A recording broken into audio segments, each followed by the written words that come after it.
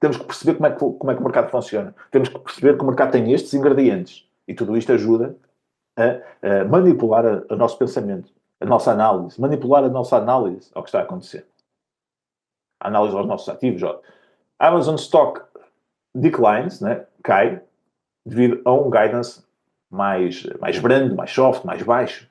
E uma revenue miss, né? Falharam nas receitas pelo terceiro trimestre consecutivo.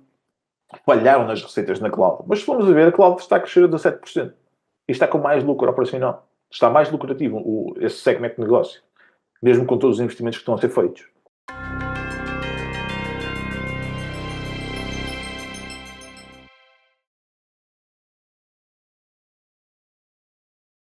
O mercado está viciado e a culpa é também destes dois.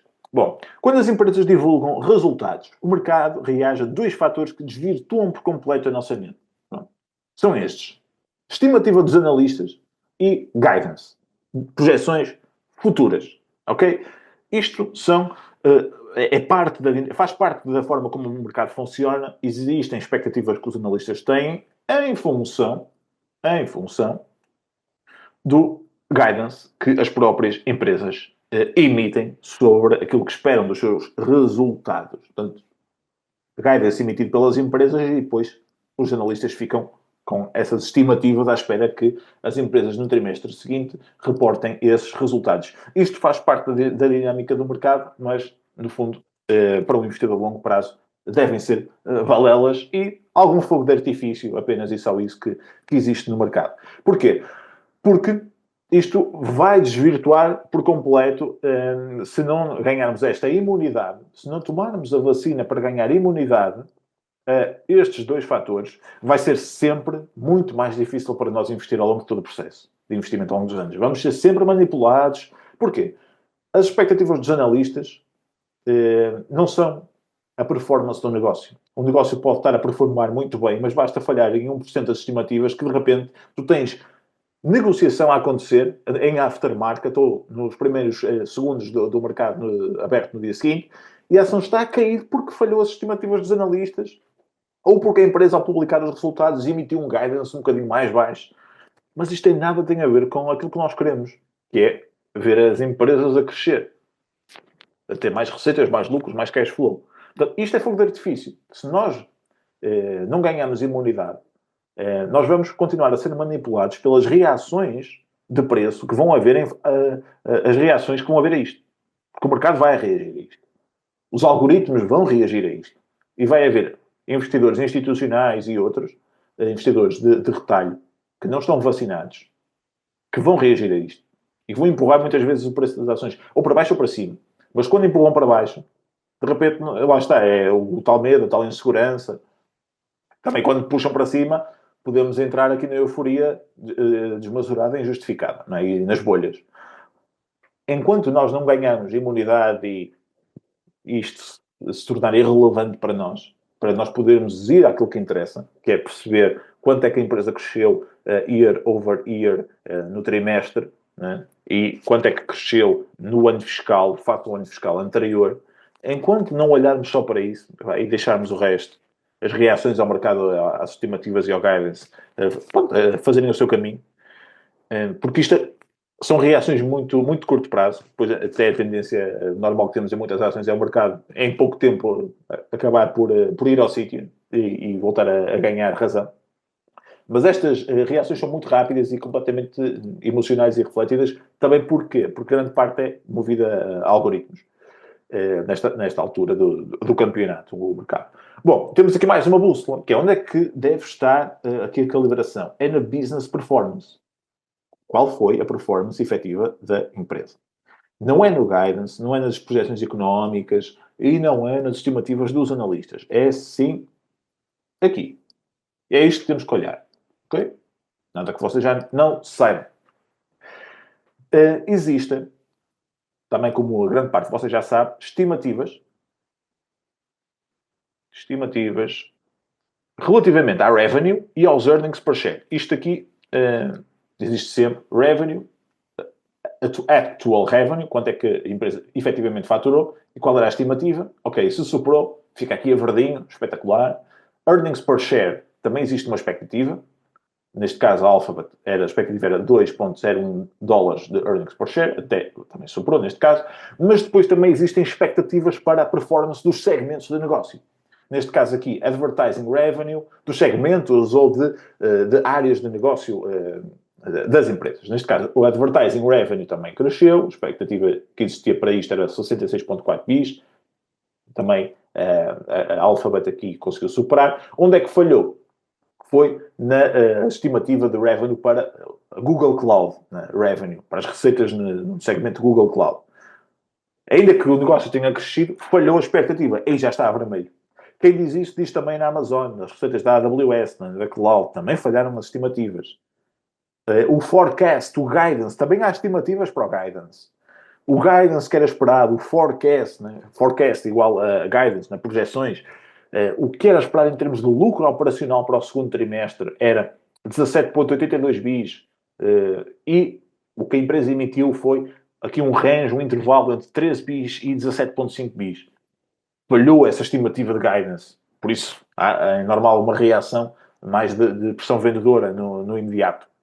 Aqui, igual, Services Revenue na Apple também falhou aqui a estimativa. China Revenue. Isto são indicadores que o mercado está a olhar para eles e tem uma certa expectativa. E reage no imediato mal as empresas publicam estes resultados. Agora, isto, no caso da Amazon, vamos ver aqui, Amazon emitiu um guidance mais baixo, a performance na AWS, os gajos falharam a receita na AWS, a AWS vem por aí abaixo, a AWS está a perder competitividade, a Amazon deixou de ser a rainha da cloud. Vamos ver. Performance do negócio. Vendas aumentaram 9%, segmento de North America, que é aqui o e-commerce, tudo o que está contido no e-commerce da Amazon, cresceu 8%, e-commerce internacional cresceu 5%, a AWS, o segmento da cloud, cresceu 17%, ok, falhou as receitas, mas cresceu 17%, year over year, neste trimestre, em função do mesmo trimestre do ano passado. Lucro operacional cresceu para os 18,4 bilhões, face aos 15,3 bis do primeiro trimestre do ano passado. A nível de lucro operacional, 5,8 bis no e-commerce da Norte América, e e-commerce do segmento da Norte América, que incorpora aqui Estados Unidos e, não sei se incorpora Canadá também. Temos que perguntar aqui ao nosso amigo Ben, do Investidor Analytics, que se incorpora, não sei. Mas reparem, 5,8 bis neste segmento versus 5 bis no primeiro trimestre do ano passado. Cresceu. No segmento internacional, 1 bi face ao 0,9. Pronto, este segmento só agora é que começou também a gerar lucro. Ainda não é muito expressivo. Mas também ainda assim cresceu. A AWS, lucro, a AWS, do segmento que não atingiu as expectativas. 11,5 bis de lucro operacional comparado com 9,4. Portanto, mesmo em termos de lucro operacional, cresceu. Gerou mais receitas e gerou mais lucro. Lucro líquido. Aqui, lucro líquido cresceu para os 17,1 bis no primeiro trimestre de 2025, face traduzido para earnings per share, 1,59, face aos 10,4 bis, 17,1 bis versus 10,4 e 1,59 earnings per share versus 0,98. Portanto, lucro líquido, a Amazon mais lucrativa. Cash flow operacional aumentou 15%. Apenas o free cash flow é que caiu. Okay? Em termos de performance do negócio, em termos de métricas, apenas o free cash flow é que apresentou aqui uma queda. Comparado com a queda de 50%, comparado com os 50 bis do ano passado, for the trailing 12 months ended March 31 de 2024. Portanto, queda aqui de 50%, 25,9 bis. Em termos de os últimos 12 meses. Apenas o free cash flow. E sabemos porque é que o free cash flow está a diminuir. Olhando para o relatório trimestral, vemos que é devido aos investimentos em CAPEX que a empresa está a fazer para continuar a alavancar aqui as suas receitas e resultados, nomeadamente com a AWS, com a Cloud, com a AI. Ok? Portanto, quando o free cash flow é penalizado por investimentos que podem vir a dar um retorno maior ao acionista, está tudo bem com isso. E ainda assim, cash flow operacional a crescer 15%. Portanto, uma coisa é a performance do negócio. Quem olha para aqui, grande quarter, mas quem olha para aqui, de repente para estas imagens que são publicadas até nas redes sociais, parece que isto não está bem. O negócio não está bem, não, mas os gajos estão aí vermelho. Isto faz parte das dinâmicas de manipulação do mercado, não é? Como é que o mercado reage? Retail heavyweight, né, o peso pesado do retalho Amazon, cai após um guidance mais soft para o segundo trimestre. Aquele guidance mais soft em termos de lucro operacional, né? Este guidance aqui. A Amazon cai à medida que o lucro operacional vem abaixo das expectativas, fazendo com que isso acabe por pôr na sombra os fantásticos resultados, os resultados que bateu em termos de revenue e em termos de earnings per share, que até teve resultados que superaram as expectativas, né? E que cresceram, né? Comparativamente ao mesmo trimestre do ano passado. A Amazon bate as estimativas no primeiro trimestre, mas a ação cai devido a um guidance misto. Mas isto faz sentido. Então, mas se bate as estimativas ainda por cima, se o negócio cresce, se a performance do negócio está a crescer, se o negócio está bem, isto faz algum sentido a ação cair. Faz parte da dinâmica do mercado e ainda bem. Ainda bem que é assim. Porque se o mercado fosse completamente racional, ninguém conseguia comprar. A questão é, nós temos que estar do lado certo da barricada. Temos que perceber como é que o mercado funciona. Temos que perceber que o mercado tem estes ingredientes. E tudo isto ajuda a manipular o nosso pensamento, a nossa análise. Manipular a nossa análise ao que está a acontecer. A análise aos nossos ativos. Amazon Stock declines, né? Cai, devido a um guidance mais brando, mais soft, mais baixo. E uma revenue miss, né? Falharam nas receitas pelo terceiro trimestre consecutivo. Falharam nas receitas na cloud. Mas se formos a ver, a cloud está a crescer a 17%. E está com mais lucro operacional. Está mais lucrativo esse segmento de negócio. Mesmo com todos os investimentos que estão a ser feitos. Então, daí nós no dia seguinte temos tido uma continuidade do que se viu em aftermarket, com a reação inicial, né, dos algoritmos e investidores institucionais, etc. A primeira reação foi de queda, mas depois o mercado vem assim e aos poucos começa a recuperar e até terminou o dia a 0,66% de valorização, a Amazon. Portanto, no curto prazo, não é esta diferença de opiniões, né? Uns vendem, estão mais bearish, outros compram porque estão mais bullish, e no curto prazo não existe qualquer tipo de consenso, né, nos preços.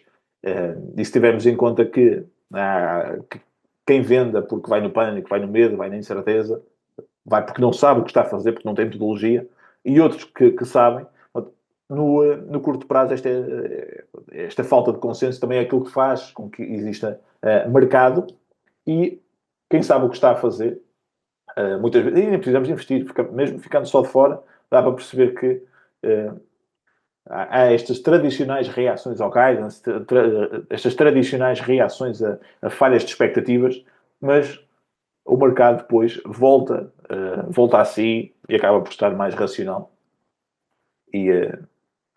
E o preço acaba mais alto que aquilo que começou. Mas, se o mercado digeriu os resultados e chegou ao final do dia seguinte da negociação mais bullish do que bearish, o que é que justifica toda esta pressão vendedora que se manifestou logo após os resultados em aftermarket e nos primeiros minutos de negociação normal? Algorithmic trading.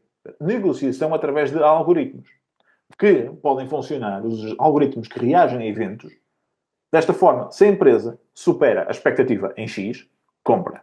Se não supera, vende.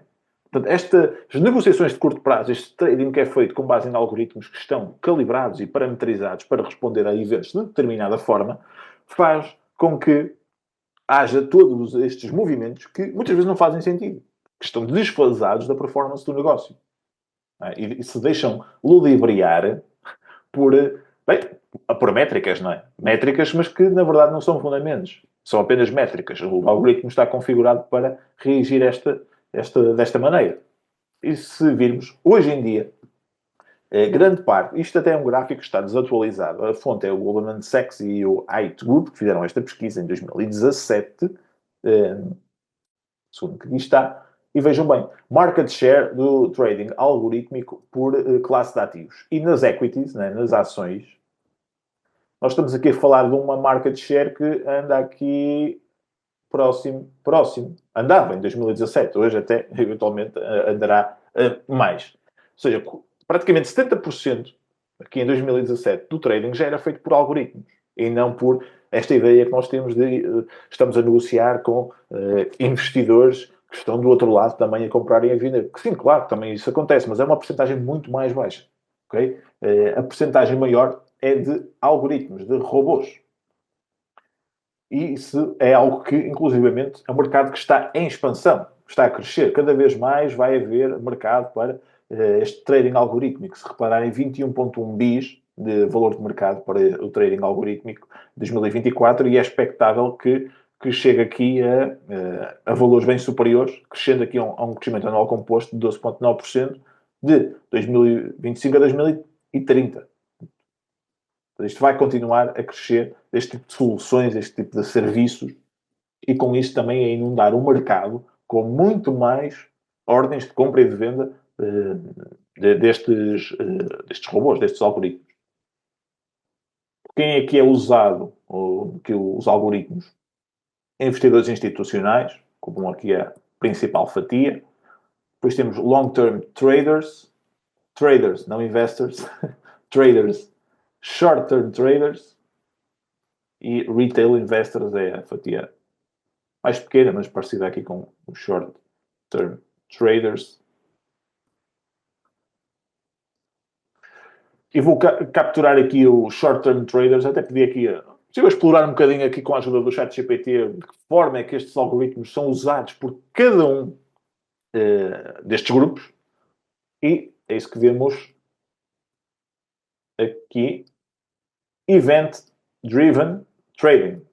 Trading que reage a notícias ou eventos económicos em milissegundos. Mas como é que reage? Tem que reagir em função, pronto, para parametrização, né, de números. Né? Por isso é que essas configurações de se bateu as expectativas, se o guidance foi este, se cumpriu, se não cumpriu, e de repente tudo está a reagir ali em milissegundos. Né?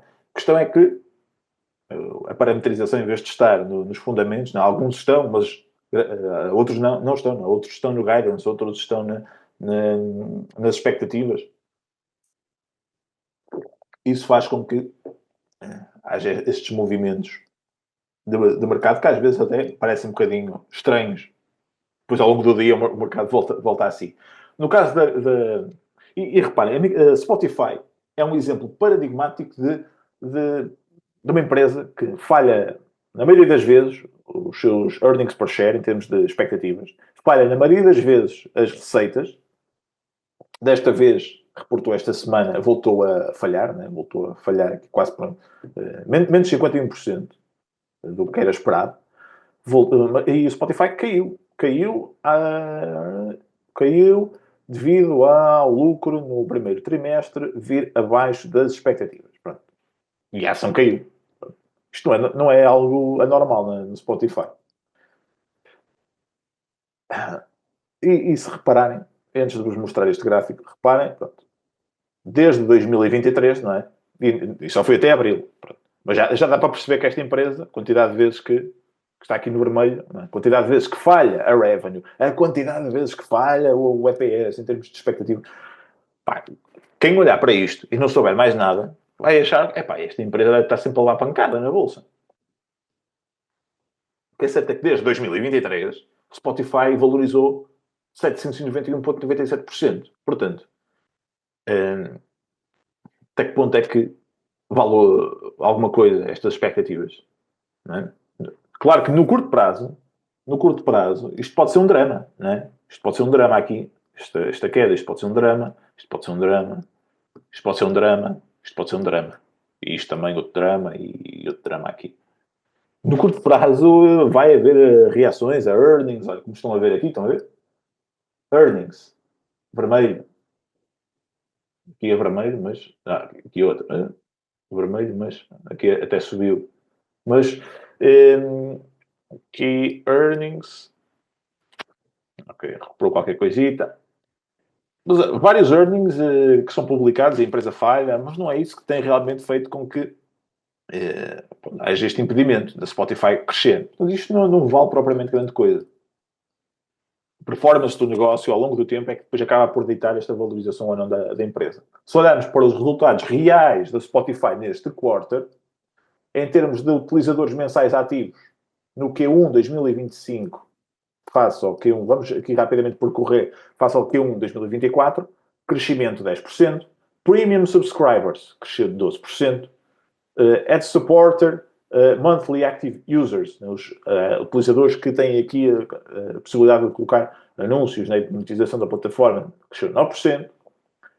Aqui nos financials, cresceram 16%, nas receitas das subscrições premium, cresceram 8% com as subscrições de ads. Total revenue cresceu 15%. Lucro bruto cresceu 32%. Lucro operacional cresceu 203%. Cash flow from operations cresceu 155%. Free cash flow cresceu 158%. Isto é um quarter monstruoso, né, da Spotify. Claro que se formos ver quarter over quarter, que é o Q1 passa ao Q4, pronto, aí já temos aqui uma outra métrica que está em negativo, mas se olharmos este trimestre face ao mesmo trimestre do ano passado, este é um trimestre monstruoso por parte da Spotify. Não admira que depois, até o próprio Ricardo tenha dito, engraçado que Spotify, depois de saírem os earnings, caiu a pique na terça e hoje já está mais 7,46% e já está acima do valor que estava na segunda-feira. Mais uma vez, reação de curto prazo, de trading algorítmico a eventos, nomeadamente uma falha do EPS, gritante, uma falha nas estimativas de menos 51 ponto tal por cento, né? Falhou mais de metade, essa expectativa, e mesmo em termos de receitas, por acaso, deixa-me ver aqui se falhou também as receitas, eu acho que também falhou as receitas. Também falhou por 0,24% das receitas. Essa reação do trading faz com que haja um movimento brusco que nos permite ter oportunidades de compra. Ok? Claro que a oportunidade de compra tem que estar sempre aqui intrínseco esta ideia de que a ação está abaixo do valor intrínseco e também toca em suportes, né? Mas muitas vezes isso acontece quando há estes movimentos bruscos até seguir aos earnings. Depois o mercado, com mais cabeça fria, começa a fazer o seu caminho. E isto aqui, vale o que vale e não interessou para nada. Portanto, o guidance e as estimativas dos analistas são, no fundo, nossos amigos. Vimos isso ano passado, Salesforce, né? Caiu 20% no pior dia desde 2004. Porquê? Devido a forecast mais baixo, forecast fraco, guidance. Falhou também as receitas e emitiu um outlook, não um guidance mais fraco. Oportunidade de comprar aqui, que veio perto, nesta queda, mas não chegou aqui a estes valores. Não chegou a estes valores. Vejam bem, depois a ação volta a valorizar para perto do seu valor intrínseco. Mais um exemplo. Adobe. Adobe caiu 9,2% devido a fraco guidance. Aqui a sobressaírem comparativamente ao facto de ter superado as receitas e os earnings. Portanto, conseguiu entregar resultados melhores, mas emitiu um guidance mais fraco. A ação cai quase 10%. Isto tem algum sentido? Tem algum sentido isto? A Adobe cai, o negócio performa bem, mas a ação cai. Porquê? Porque há uma projeção que não veio tão boa como era expectável. Isto não faz sentido nenhum. Aqui, outra vez, 12 de dezembro, a Adobe cai devido ao facto da annual revenue, o forecast da receita anual, ativar aqui preocupação, sobretudo devido aqui ao retorno adiado da exploração de soluções de inteligência artificial. Pumba, a ação volta a cair, que nem uma doida. Mesmo depois de os resultados terem sido bons. Há um mês, as ações da Adobe, já depois de terem caído, todo este gap face ao valor intrínseco, que está aqui nos 521, voltam a cair devido a preocupações sobre o crescimento da AI, que também colocaram uma sombra no facto da ação da empresa ter conseguido performar com resultados melhores do que qualquer esperado. Portanto, a ação está constantemente a performar. Performa, cresce. E devido às expectativas que existem sobre determinadas coisas, que guidance, AI, neste momento, o facto de a Adobe não ter uma forma de monetizar a AI de forma tão direta e tão rapidamente como outras empresas está a fazer com que tenha ficado para trás. E está precisamente a dar-nos aqui uma boa oportunidade. Isto apesar de, reparem bem, recorde Q1 growth, crescimento recorde do primeiro trimestre. Crescimento recorde. Mesmo assim, está a crescer a velocidade recorde. E a ação consegue dar mais um tombo. É impressionante. Para vos mostrar aqui estes exemplos. Portanto, o valor que eu dou a esta informação hoje é música. Basicamente isto. É musiquinha para os ouvidos. Não interessa. Isto. Estou esperando que isto para mim já nem me dou bem ao trabalho de ver notícias sobre estimativas. Quase. Acabo sempre por ter, né, porque também tenho este papel de estar a par da informação e recebo sempre estas informações, né, que acabo sempre por ter contacto com as notícias, etc. Mas onde eu olho hoje em dia coloco os resultados na AI, vou para o Analytics, coloco lá no Analytics, tenho o acesso lá e dou-vos acesso lá também aos próprios relatórios da fonte e, portanto, é nos relatórios e depois na análise da AI, do investidor Analytics, que eu depois percebo realmente a performance do negócio a nível do crescimento. Isso é que interessa. E depois, temos que fazer sempre a pergunta se esse crescimento da business performance, né, está a permitir manter a tese de valor intrínseco.